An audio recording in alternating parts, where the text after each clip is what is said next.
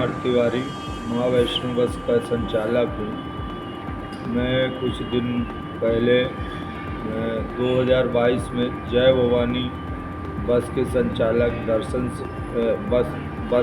जय Bhavani tour and travels के संचालक दर्शन सिंह परिहार को अपनी बसें कमीशन बेस पे चलवाने को दिया था। फिर क्या हुआ? उसके बाद अभी इंटरसिटी में घटनाएं घटी, जिसमें पत्थरबाजी की घटनाएं कुछ घटी थाना चौराटा पे। उसके बाद ये 3/3/2003 को यह घटना घटी। उसके बाद मैंने अपनी गाड़ी, जिसमें पुलिस पूछताछ की गई हमसे, और घटना में ये हमें पुलिस ने बताया कि दर्शन सिंह परिहार द्वारा यह घटना घटित की गई है पत्थरबाजी, जिसमें एक डॉक्टर की मृत्यु हो गई। डॉक्टर की मृत्यु होने के पश्चात मुझे काफ़ी दुख हुआ और मैंने अपनी गाड़ी उनसे, दर्शन सिंह परिहार से, गाड़ी और बस ऑफिस दोनों खाली करवा लिया। जो पुराने नए बस स्टैंड में दुकान थी वो भी मेरी पत्नी की थी, जो कि मैंने अपने किराया से लिया हुआ था उनसे।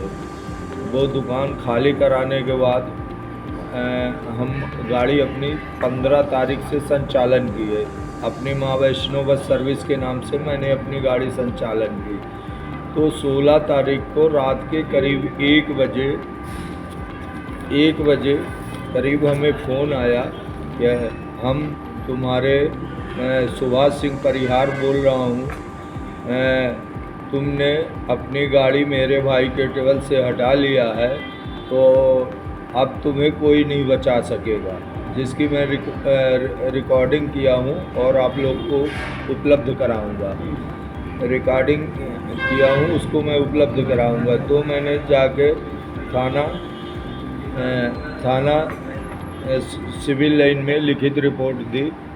उसके बाद मैंने एडिशनल साहब को दी, एसपी साहब के ऑफिस पे दी, आईजी साहब पे दी।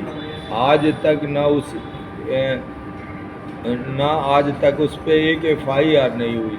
हमें बार बार अभी भी धमकी आ रही है और मुझे और मेरे पत्नी को मार डालने की धमकी आ रही है कि तुम, गाड़ी तो चलेगी पर तुम और तुम्हारी पत्नी नहीं रहेंगे। वो भी रिकॉर्डिंग में भी किया और हमें आए दिन किसी न किसी द्वारा ऐसे धमकी दिया जा रहा है, जिससे मैं काफ़ी भयभीत हूँ। और मुझे और मेरे पत्नी को अगर किसी प्रकार की कोई क्षति और मेरे संपत्ति की कोई क्षति होती है, उसके जिम्मेदार दर्शन सिंह परिहार और उनके भाई सुभाष सिंह परिहार होंगे। ये दोनों कौन हैं? दर्शन सिंह परिहार जय भवानी मालिक के संचालक हैं और सुभाष सिंह परिहार उन्हीं के भाई हैं, जिनके आपराधिक कई प्रकरण एक ही थाना से मुझे मिला है, जो कि एक थाने में ही 10 अपराधी प्रकरण है और वो भी हत्या जैसे 307 जैसे प्रकरण हैं उनके पास। करीब 100 से ऊपर उनके ऊपर आपराधिक प्रकरण है। तो किसी दिन मेरे ऊपर कोई वारदात हो ही सकती है। जब आपने बस लगाई थी तो क्या उनका रिकॉर्ड नहीं चेक किया था? आपने बस क्यों लगाई? नहीं, उनके जो भाई थे उनका कोई आपराधिक रिकॉर्ड नहीं था और मुझे ज़्यादा जानकारी नहीं थी, क्योंकि उनके भाई ने मेरे पास आए थे। चाचा जी मेरे से बहुत अच्छे संबंध करते थे, जो कि मुझे डेली के डेली, पहले हमने 22, 23, 24 3 साल डेली के डेली हमें हिसाब मतलब व्हाट्सएप पे कर दिया करते थे, है ना, जो भी हिसाब होता था, और महीने में हमें हिसाब पैसे हमारे बैंक अकाउंट में दे दिया करते थे। उनसे मतलब अलग होने का और कोई रीज़न तो नहीं है? पैसों का लेन देन?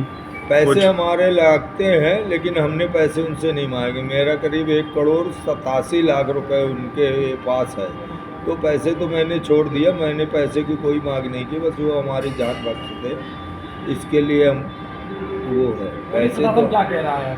कार्रवाई करने की बात आपने मांग करी, क्या आश्वासन क्या जी, अभी तक तो हमें कोई आश्वासन नहीं मिला। हमने एडिशनल साहब से भी बात की थी जाके, और रिकॉर्डिंग सुनाया था सोनकर साहब को, एडिशनल साहब को, बैठ के हमें 20 मिनट की रिकॉर्डिंग उन्होंने सुना था और बोले थे मैं बोलूँगा लेकिन अब तक 1 माह हो गया, 2 दिन बाद 1 माह पूछ जाएगा, अभी तक ना मेरे पास ना इस रिकॉर्डिंग का कोई जांच की है और न किसी ने मेरे आज तक इसके बारे में पूछताछ भी किया। क्या मांग करते हैं क्या? आप प्रशासन से? मैं प्रशासन से मांग करता हूँ कि जैसे उसने उज्जैन आरटीओ में जाके मेरे खिलाफ ये लिखा है कि मैं एक 302 का अपराधी हूँ और मेरी गाड़ी जाके आरटीओ के पास ला कर आया, तो क्या आरटीओ को जब मालूम था कि ये 302 के अपराधी है तो वहाँ पे तो आरटीओ साहब को भी चाहिए कि पुलिस प्रशासन को फ़ोन करे और इनको भिड़वाए। उज्जैन आरटीओ स्वयं गया था,